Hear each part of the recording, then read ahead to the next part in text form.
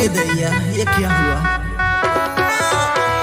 16 साल की जो गावन जवनिया धुआं हो गइल। खोदलस ऐसन बुढ़ावा ढोढ़िया कुआं हो गइल। खोदलस हौ है लइका ढोढ़िया कुआं हो गइल। बुढ़ावा के लिहल जवन कन में ई फर्क हो गइल।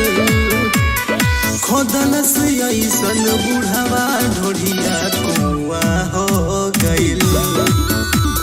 खोदलस हौ है लइका ढोढ़िया कुआं हो गइल।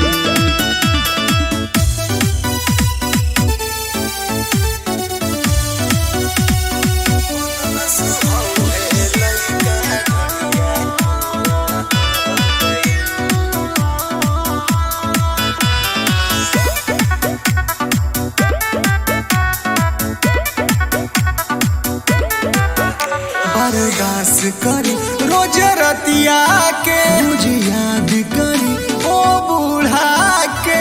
हमें तो लूट लिया उस बूढ़े ने। बर्दाश्त करी रोज रतिया के मुझे याद करी ओ बूढ़ा के। जब से दबैले छतिया पुआ हो गइल। खोदलस ऐसन बुढ़ावा ढोढ़िया कुआं हो गइल। खोदलस हौ है लइका ढोढ़िया कुआं हो गइल।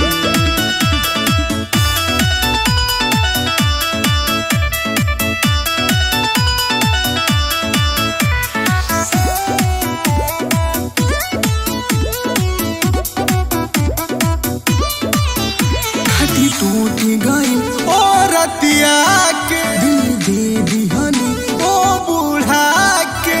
जवानों को भी पछाड़ दिया उस बूढ़े ने।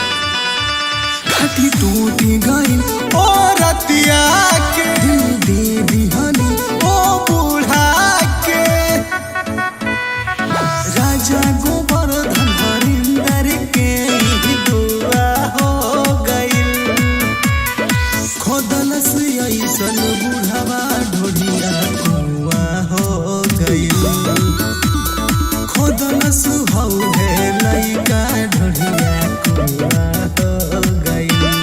हाय दैया बूढ़े ने तो चूस लिया रे।